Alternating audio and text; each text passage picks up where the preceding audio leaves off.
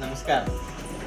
आज आम्ही गडिंग्लज तालुक्यातील महागाव नजीक असलेलं जे हुंबरवाडी म्हणून गाव आहे, जे मिसळसाठी प्रसिद्ध आहे, इथला कष्टकरी लोकांच्यासाठी जे प्रसिद्ध गाव म्हणून ओळखलं जातं हुंबरवाडी, एक महागावचाच भाग म्हणून त्या भागाला बघितलं जातं.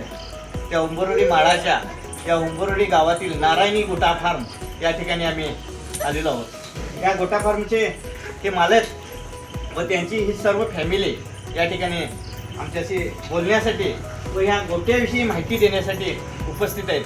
त्याचबरोबर या गावातील सामाजिक, राजकीय व सांस्कृतिक क्षेत्रात मराठी शाळा असेल किंवा कुणालाही हाकेला धावून जाणारी व्यक्ती म्हणून जी एक व्यक्ती आहे प्रवीणदादा चिमणे, हे सुद्धा या ठिकाणी त्यांचं मार्गदर्शन यांना आहे. आणि ते सुद्धा आज या मुलाखतीसाठी आमच्या सुप्रभातच्या या ठिकाणी उपस्थित आहेत. तर आम्ही आज दीपक मनगुटकर, नारायणी गोटा फार्मचे सर्वेसर्वा व त्यांचे आईवडील यांच्याकडूनच या गोटा फार्म करण्याची संकल्पना व याविषयी थोडी माहिती घेण्याचा प्रयत्न आम्ही करणार आहे. दीपक, नमस्ते.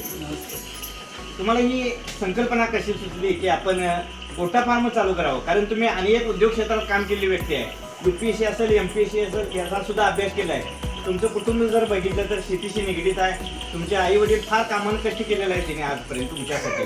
आणि तुम्ही UPSC MPSCचा त्यांना अभ्यास करत होता. त्यानंतर तुम्ही लेस सारख्या चांगल्या नामवंत कंपनीचे कुरकुरे वगैरे मार्केटिंग क्षेत्रात होता.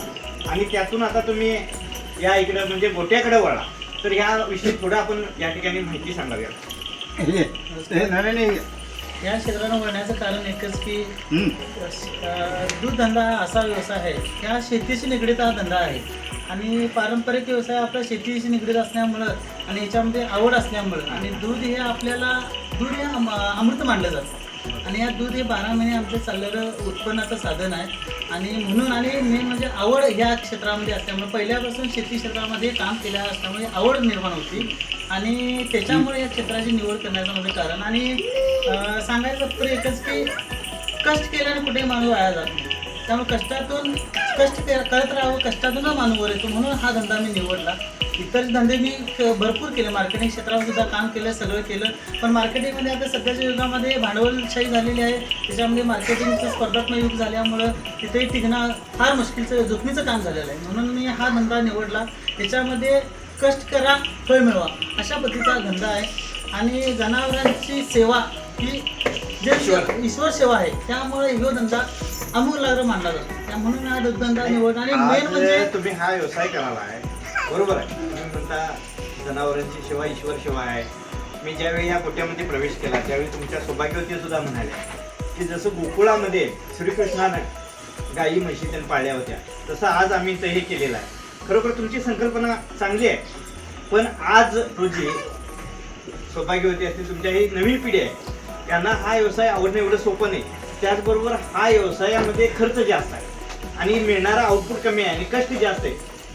म्हणून मी तुम्हाला विचारलं की बाबा हा व्यवसाय कसं काय? हा व्यवसाय निवडण्याचं एकच कारण की हे कष्टाचं काम आहे. हे कोणत्याही पद्धतीने म्हणजे टाईम वर्क याला फुल मॅनेजमेंट लागते या गोष्टी. आणि ह्या गोष्टी माझ्या फॅमिलीचा मला फुल सपोर्ट आहे. माझी मिसेस असेल, माझा भाऊ असेल, माझे आईवडील असेल, यांनी मला फुल सपोर्ट आहे माझा.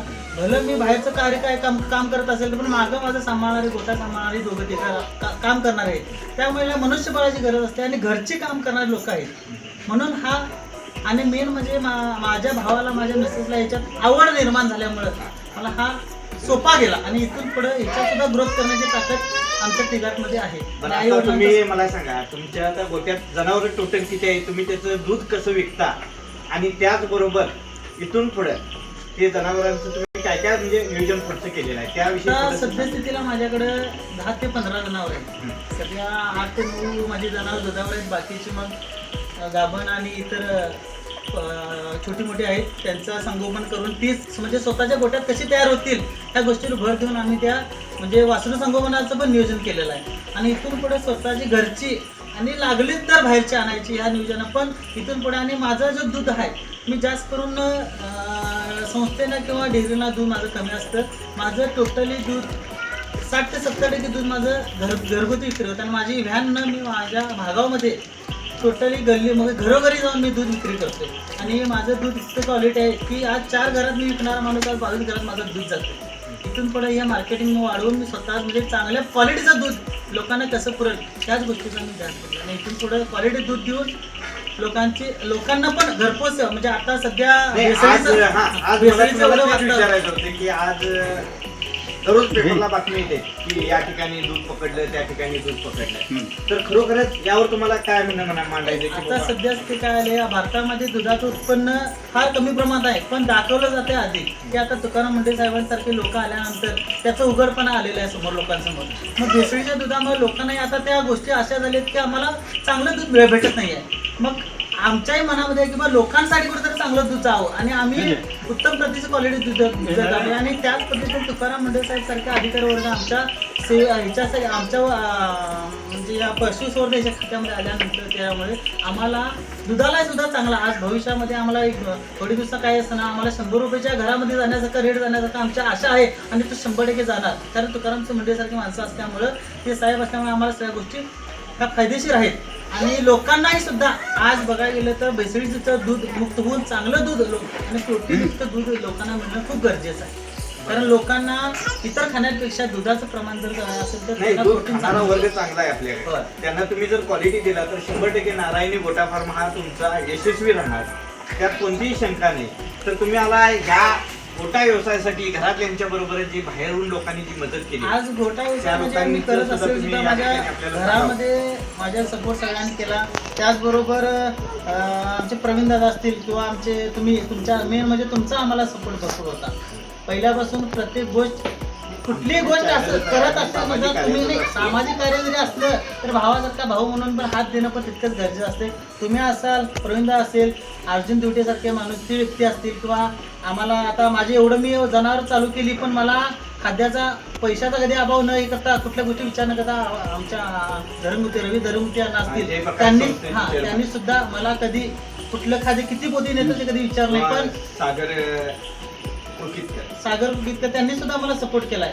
त्यामुळे मला माझ्या डेअरी व्यावसायिक जरी हे लोक असले किंवा राजमाता डेअरीचं सुद्धा उंबरवाडीचं तुम्हाला योगदान आहे, सुरुवातीला त्यांनी केलेलं आहे. त्या लोकांनी सुद्धा जरी आपल्या दूध घाल असं न म्हणता तुम्ही पहिला तुमचं मार्केटिंग करा, तुम्ही तुमचा जम बसवा म्हणून तुम्हाला एवढा मोठा सपोर्ट केला. म्हणजे तुम्ही सुद्धा कुठेतरी त्या ह्याला पात्र राहून त्या ठिकाणी काम याच्या गोष्टीमध्ये मला आमचे जिल्हा परिषद सदस्य अमर चव्हाण यांनी सुद्धा मी ज्यावेळी शिफारस केली की सर दादा मला हे गोकुळ हा मला मला रजिस्टर करून तर मला त्यांनी पहिला संकल्पना सुरू की दीपक तू पहिला दूध विक्री चालू कर, त्याच्यानंतर मग काय ते पुढे बघू. त्यांनी संकल्पना सांगितली आणि म्हणून तरी सुद्धा मी त्या गोष्टीचा विचार करून या गोष्टी सुरू केल्या सांगायचं म्हणजे. आणि त्याचबरोबर आमचे प्रवीण दादा आहेत, रामजान आहेत, त्यांनी सुद्धा पहिल्यापासून आम्हाला सांगितलं राजमाता